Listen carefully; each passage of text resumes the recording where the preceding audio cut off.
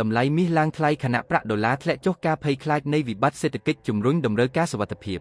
អត្ថបទនេះពី Investing កុំពិនិត្យឡើងវិញនៅកត្តាដែលបានធ្វើឲ្យតម្លៃមាសកើនឡើងដោយផ្ដោតលើកត្តាសំខាន់ដូចជា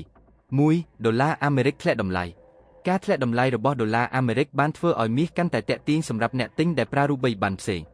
នៅពេលដុល្លារធ្លាក់តម្លៃមាសមានទំនោរកើនឡើង 2. ការភ័យខ្លាចពីវិបត្តិសេដ្ឋកិច្ច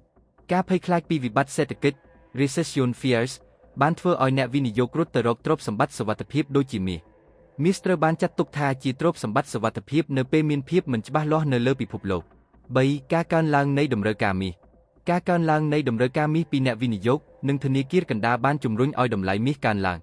ធនាគារកណ្ដាលជាច្រើនបានទិញមាសដើម្បីការពារទុនបំណុលរបស់ពួកគេការព្យាករណ៍អត្ថបទនេះបានព្យាករណ៍ថា